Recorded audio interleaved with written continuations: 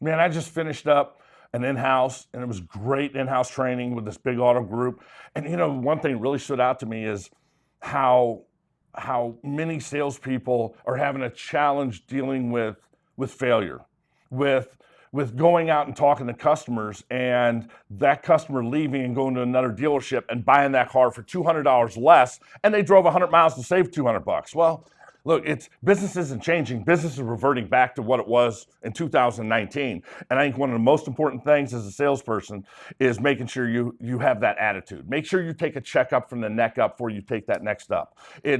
You're gonna fail. Look, you're gonna talk to customers. You're gonna have stints where you're going to talk to a dozen people. Half of them can't buy, the other half won't buy. They start shopping you. Look, the customers have the power now, and you're not going to close everybody. Look, people could tell you how to close every deal. You're never going to close every deal.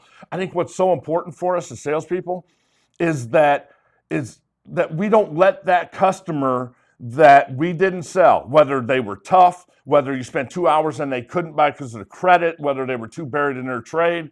How are you gonna be a goldfish, right? Goldfish have, 3 or 6 second memories. They swim around that little bowl and they get to see a new castle every 3 seconds, even though it's the same castle. We kind of got to have goldfish memory as salespeople. Man, you just know that because that last guy didn't buy doesn't mean the next guy's not going to buy. You need to have a clean slate and treat everybody that walks on your lot like you're going to buy. Great closers have that mindset, the attitude of they believe from top of their head to the bottom of their toes, if you don't buy from me right now, you're making the biggest mistake of your life.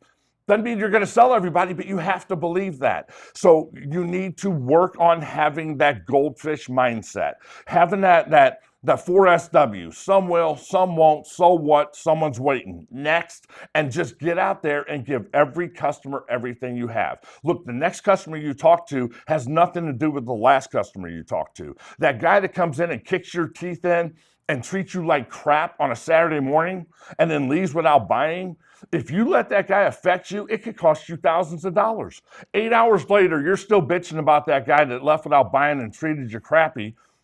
And he's at Chuck E. Cheese having a birthday party with his kids, eating pizza, playing skee ball, and he couldn't pick you out of a lineup, yet you're still bitching about him, and it's costing you thousands of dollars.